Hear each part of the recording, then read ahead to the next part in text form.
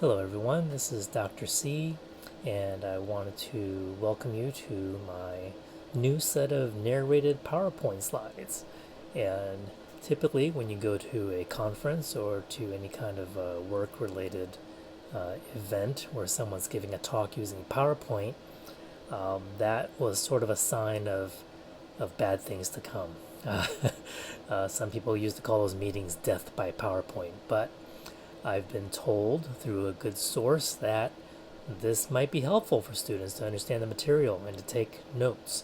So this PowerPoint is available in our class, and I'm leaving these YouTube videos of these lectures open for anyone to use besides students in my class if you find them helpful. If you're taking a psychology course, even if you're not using the same textbook, that's fine. If it helps you, then that's great. Alright, so the book we're using is from openstacks.org.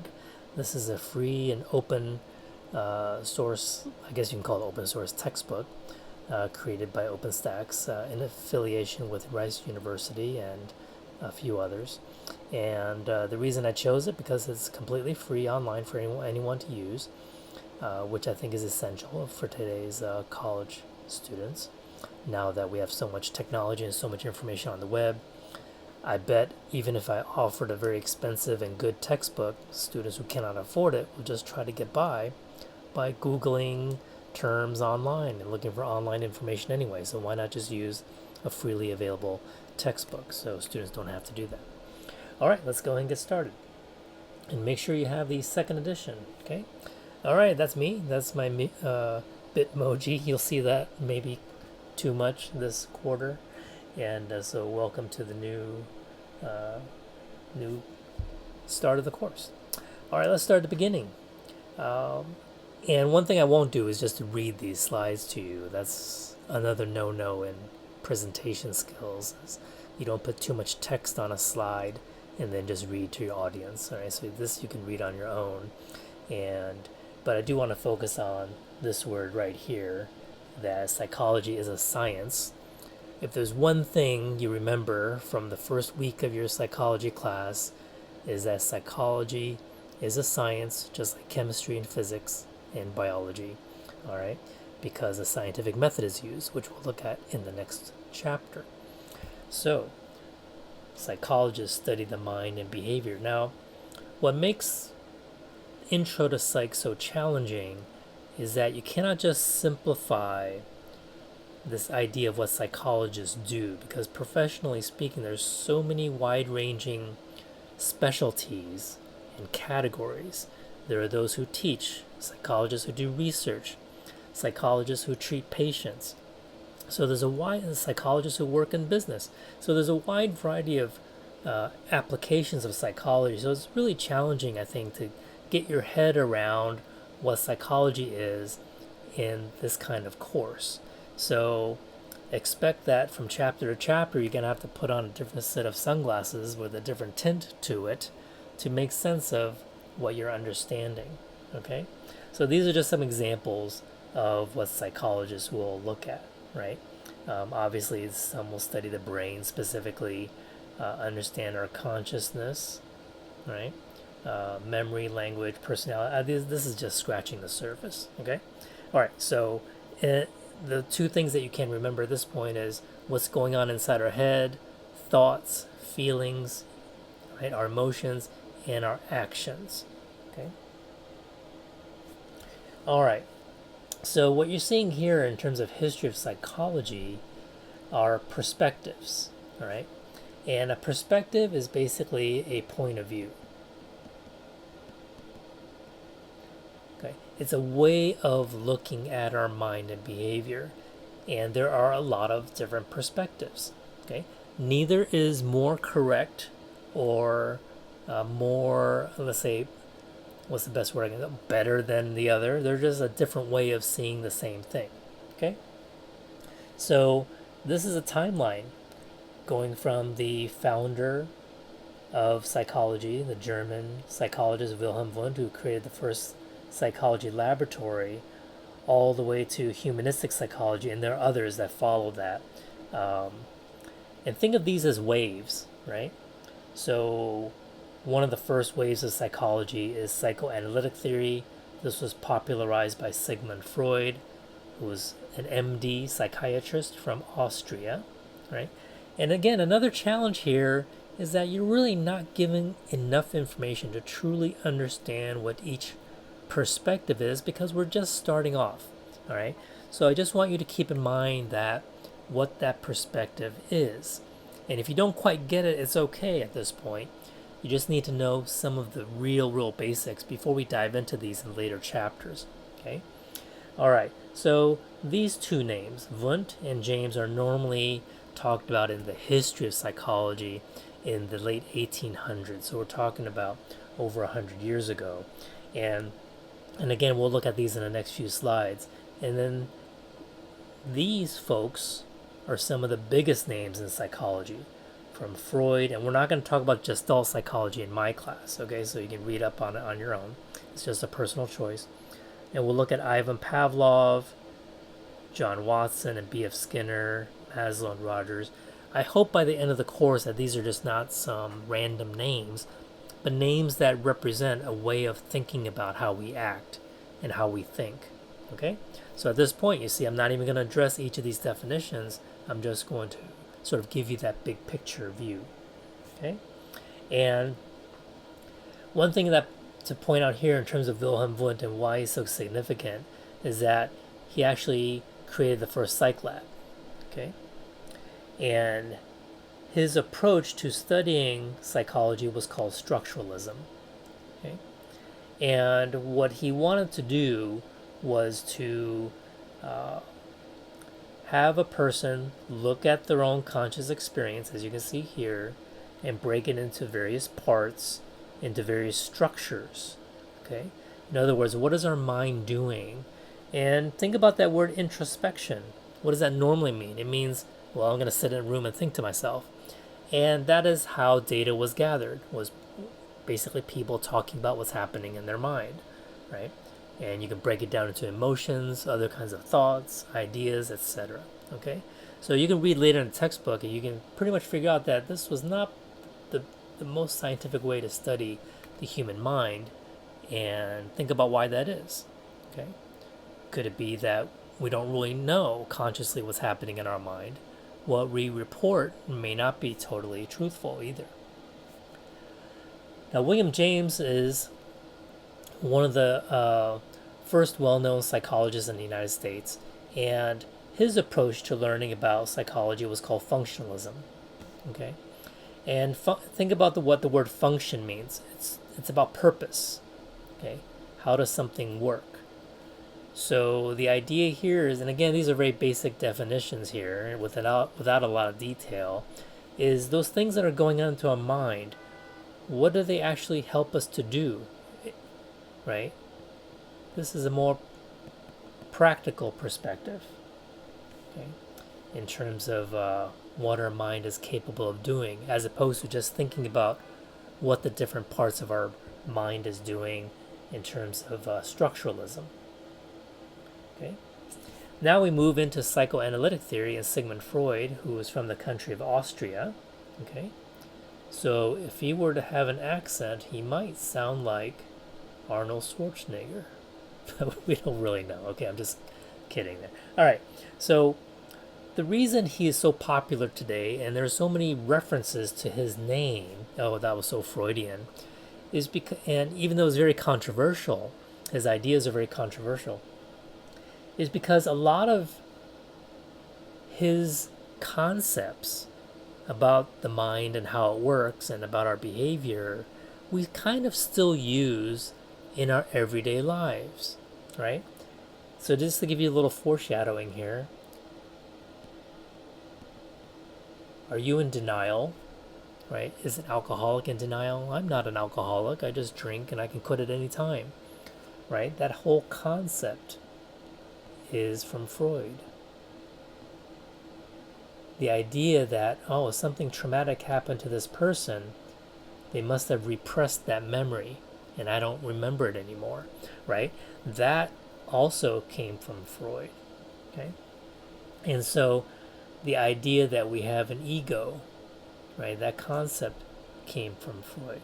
but it might mean something different than you might think in terms of what ego means. Okay, you may think about the idea that, well, this is an L, by the way, slips of the tongue. Okay, what does that mean? Maybe you said something accidentally, just sort of the word popped out, and you didn't really mean for it to pop out. You think of it as an accident, but is that really an accident, right? All of these kinds of everyday things came from Freud. Also, just the idea of studying that our dreams mean something. They represent something. That also came from Freud. Okay. So that's why he's a significant figure, even though a lot of his ideas cannot really be proven, but you'll read about that later. Okay. All right, so his theory is called psychoanalytic theory. Okay. His form of therapy, which uses the couch as you see here, is called psychoanalysis. Okay? That's the therapy. Psychoanalytic is the name for the theory. And the main thing, the one word you want to remember from chapter 1 was that he believed that our mind has different levels, and it's kind of easy to relate to it, even though it's difficult to prove, right? That we have an unconscious layer, that many of our childhood or past experiences or traumatic experiences are stored down there. And the reason that we don't have easy access to it is because if we were constantly reminded of these past experiences, we cannot function, right? So there are different parts of our mind battling all the time to keep us sane, to keep us feeling normal, right? And then at some points when those other parts, darker parts of our mind take over, then that's a case where we're no longer stable, right? We're becoming more unstable, okay? And the only way to fix that is to dig back into those repressed memories, into the unconscious mind, and to resolve those conflicts of the past, okay? And to do that, you lie in a sofa like this, staring at the ceiling, while Freud sits here taking notes, okay, on his paper tablet, okay? And there's actually a reason for this, right? Whereas in today's counseling, you just sit in a chair facing your counselor and you talk to each other, making eye contact. But there was a specific reason why the client who's laying down here is facing upwards to look at the ceiling, okay? And we will dive into that later, so I'll just leave that as a teaser as to, well, what the heck is this for? But you'll see this sort of set up in many movies that utilize this idea of psychoanalysis, and there are still some who practice this form of therapy today, but it's not quite as popular as it once was. All right, now we're jumping into behaviorism. So if you remember that slide from before with the history of psychology, after the psychoanalytic movement, and there's some overlap, of course, behaviorism became very popular. Okay, behaviorism. Okay, and one example of behaviorism was Pavlov, who was a Russian physiologist, and we'll talk about him more later. I can spend an hour talking about this right now, but I'm trying not to. So don't worry about all of this right now. Okay, that's a lot, and I don't even know why they even bother with all of this in chapter 1. It's a little too early for getting into the nitty-gritty of how classical conditioning works. But the basic idea is that we learn through association, okay, by combining things together, right? And without, again, going into the details of how it happens, I'm sure you can observe this in your everyday life, right? There are certain sounds or things that we see, we'll call those stimuli. Okay, that's plural. Stimulus is singular, right? This is basically anything that our senses can pick up. Something we see, feel, by touch, hear, okay, just anything out there. And what happens is, over time, we learn. Conditioning means learning. One way of learning is by combining things that we see and hear with a reaction. Okay, you see the word response in here? So a stimulus causes a reaction, right? So when you're driving, you see a green traffic light, that gives you a reaction to accelerate. You see red, your reaction is to stop, right? You see the McDonald's symbol, Your reaction might be like the dog. You might start drooling just by seeing it, right? That is an example of classical conditioning right there. Once you learn how this happens, and you see this at home with your pet all the time, right? You go toward the door, your dog starts going crazy, you hold the leash, they go even more crazy because they know what's happening, what's coming up next, right? You just shake the box of the dog biscuits and your dog jumps up and down. And it can happen with a cat as well. We used to have a cat a long time ago, and I swear our cat would bark like a dog when there was food coming. Okay, very strange. And I taught the cat to fetch as well. I know it's kind of weird, but we did that. Okay, so this is basically the idea. Think of the letter S and R, stimulus reaction or stimulus response. And that was a shorthand for this theory, stimulus response theory.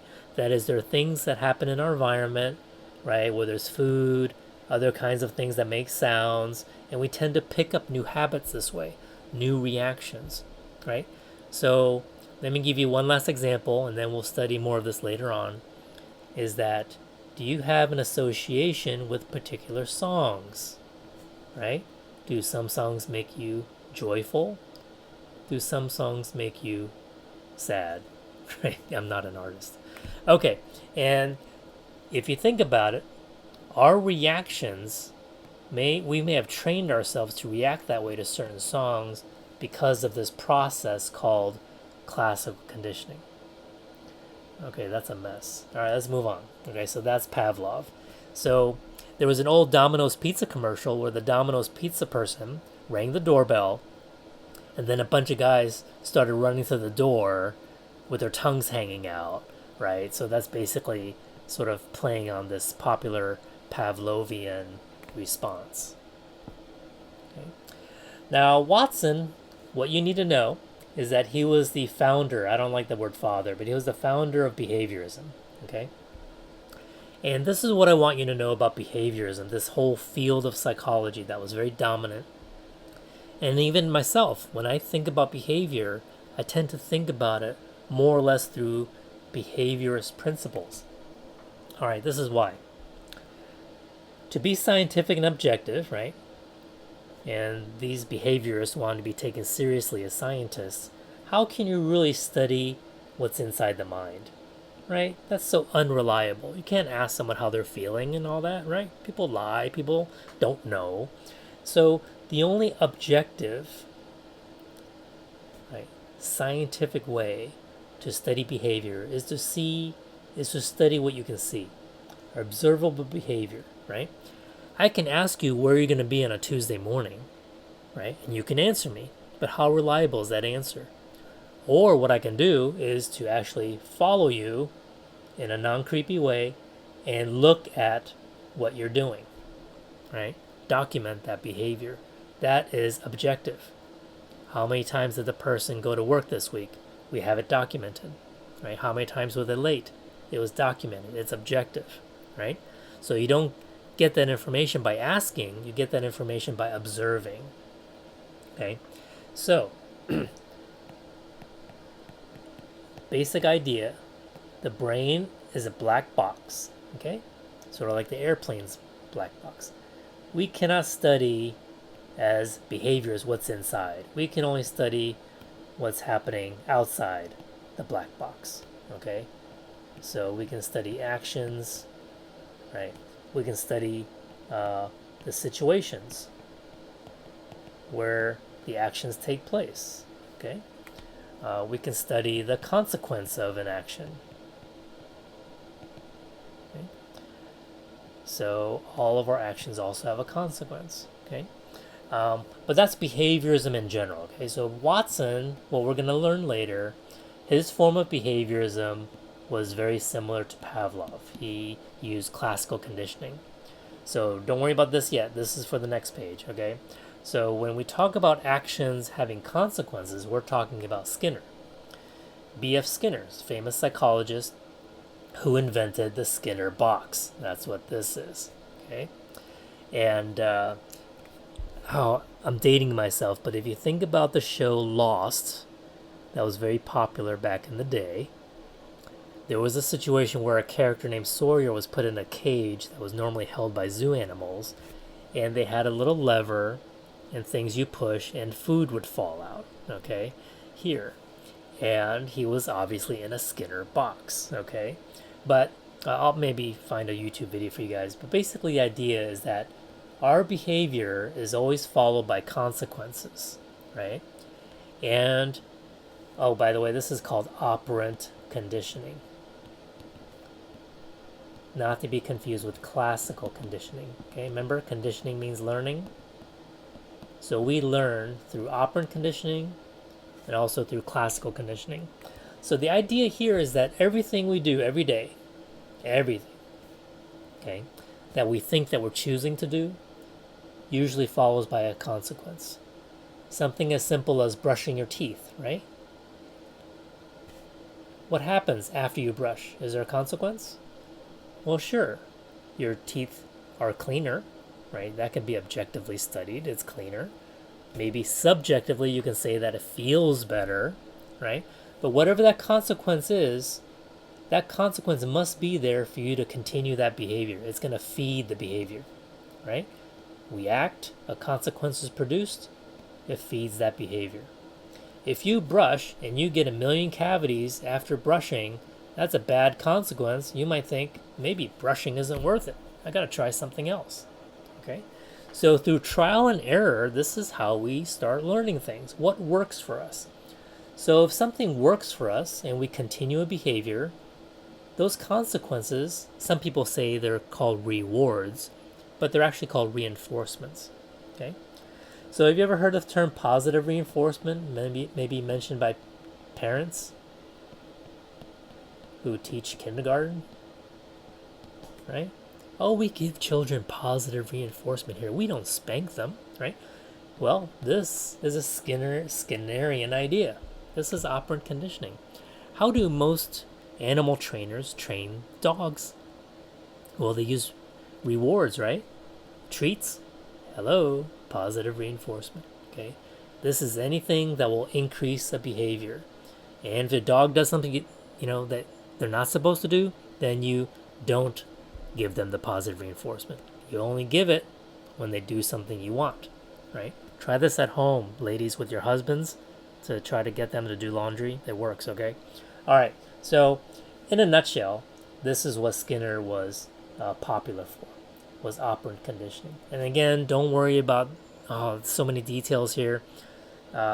Just understand that this is a whole different way of looking at behavior, right?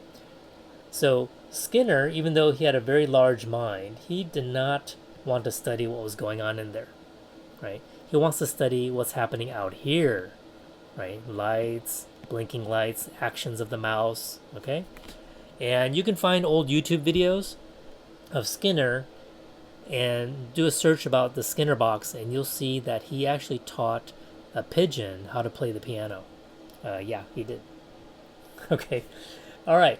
Now, if you ask a lot of students, former psych students, what they remember from psychology, they'll tell you, I don't remember much, but I remember the pyramid, right?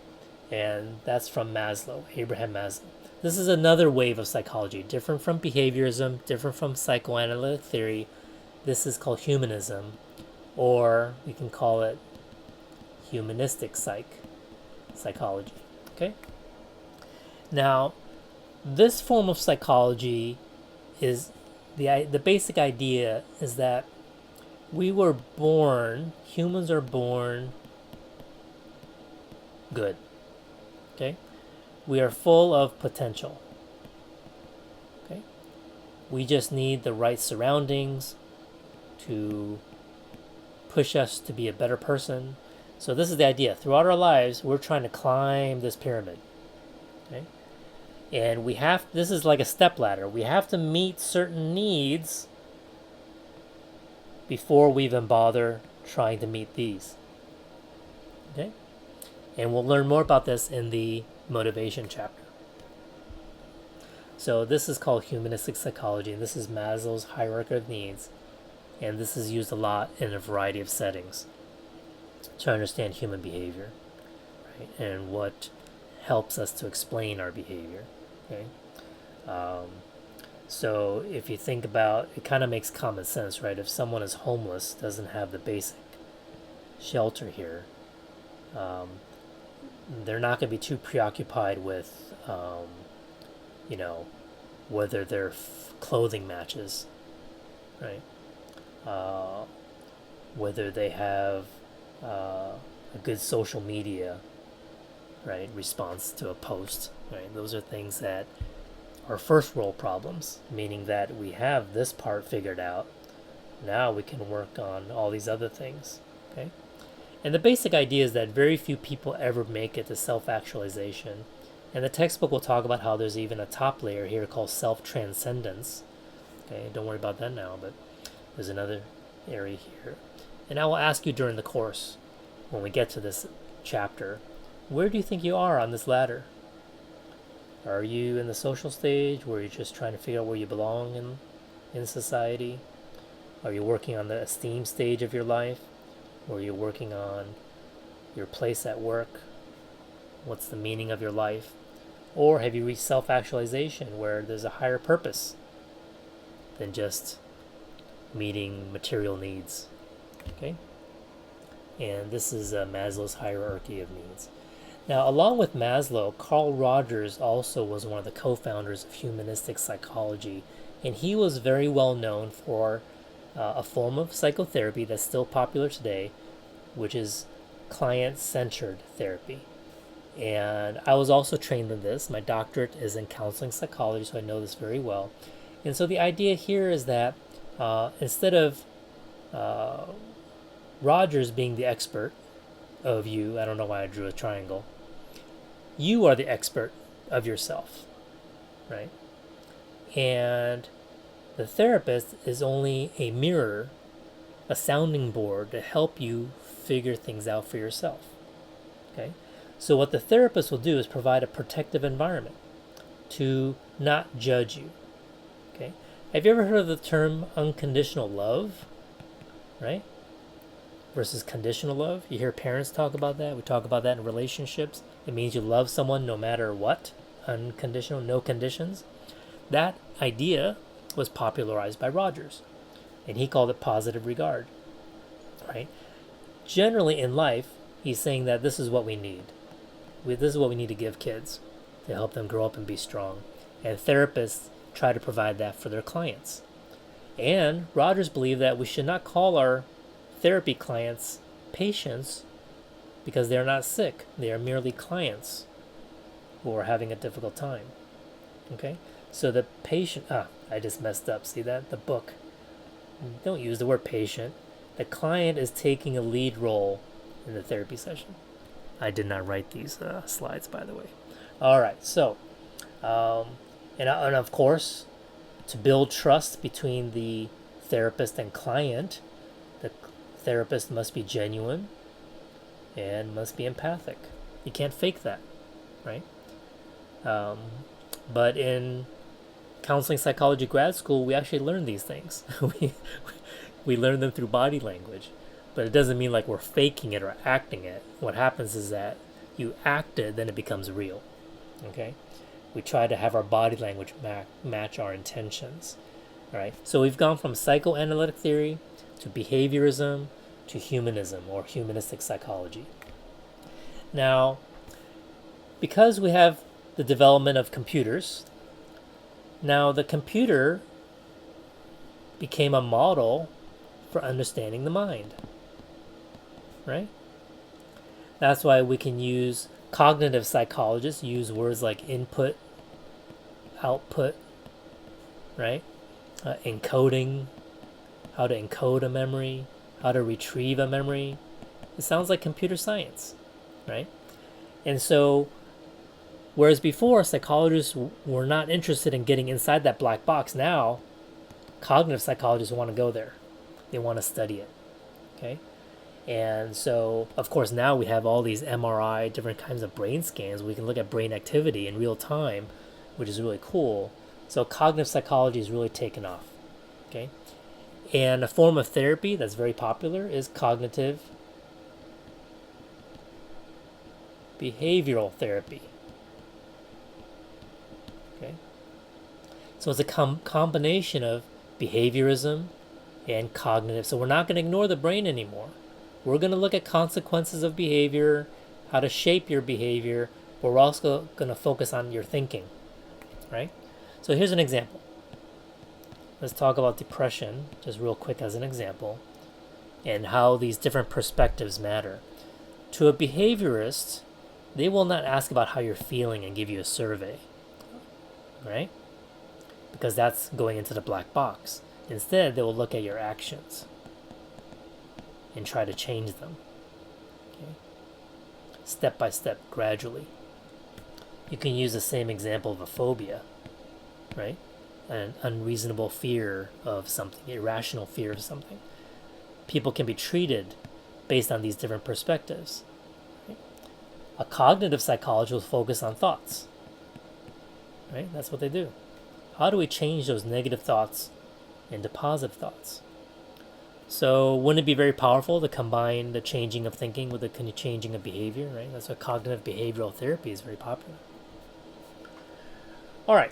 So in your textbook, you'll see some other factual types of information like this about who the first woman was to earn a PhD in psychology, right?